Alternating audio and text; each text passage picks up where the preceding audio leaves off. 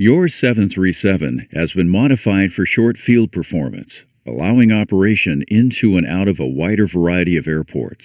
These modifications offer additional revenue potential and reduced operating costs through improved performance, higher takeoff and landing weights, increased derate capability, reduced braking, and reduced thrust reverser operation. 737 airplanes modified for short field performance incorporate several features which improve takeoff performance.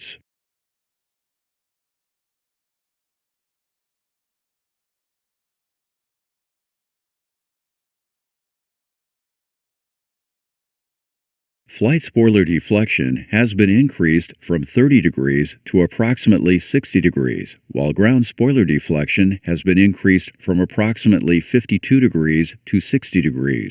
The increased deflection may allow for higher takeoff weights or shorter runway requirements for takeoff in the event of a rejected takeoff.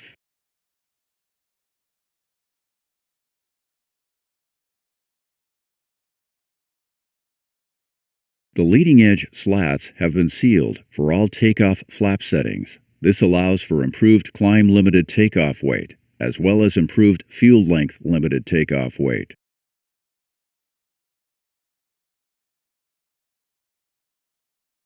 Short field performance modified aircraft use a winglet lift credit. The increased lift allows for higher takeoff weights or shorter runway lengths for takeoffs.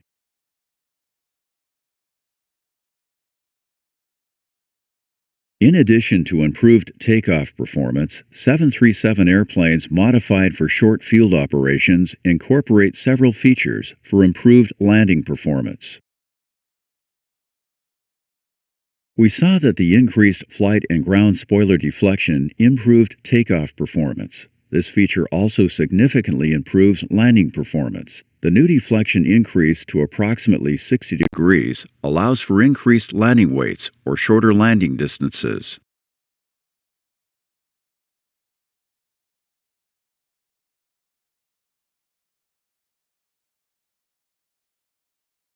A two-position tail skid for modified 737s allows lower approach speeds by allowing higher approach attitudes. The result is a higher allowable gross weight for landing on shorter runways.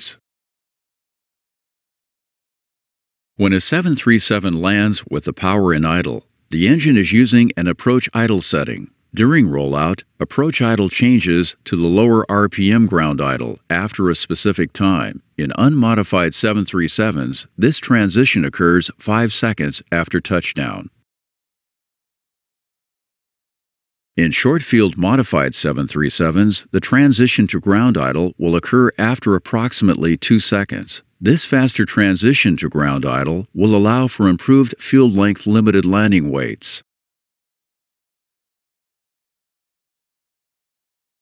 Here is a brief summary of the short-field modifications.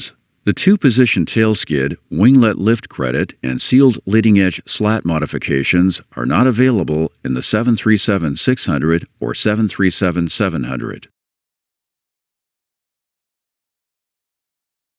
Short-field modified 737s have modified leading-edge slat extension and retraction schedules and expanded flap load relief availability.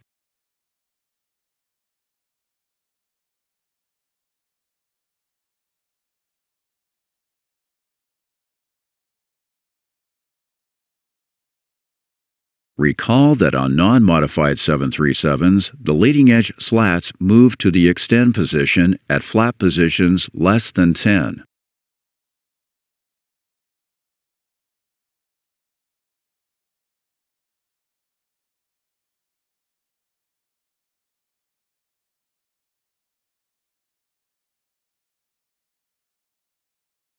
As the flaps approach 10 and beyond, the slats move to the full extend position.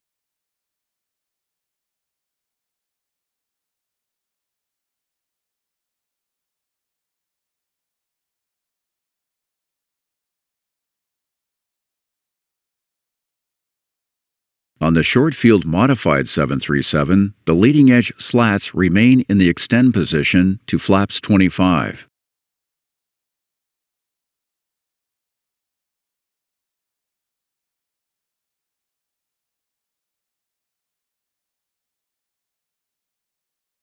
Past flaps 25, they move to the full extend position.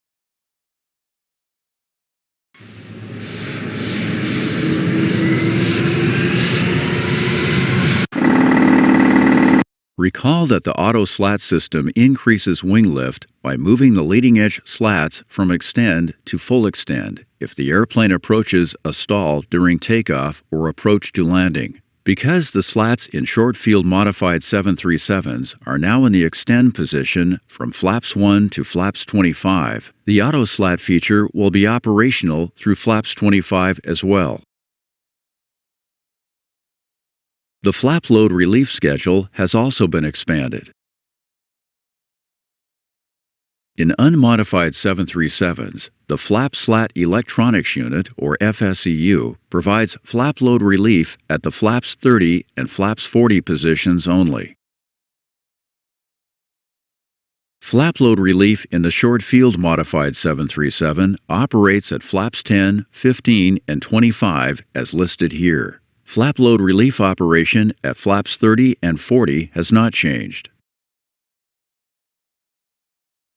The short field performance enhancements to the 737 will offer additional revenue potential and reduced operating costs by allowing operations on a wider variety of airfields at higher takeoff and landing weights.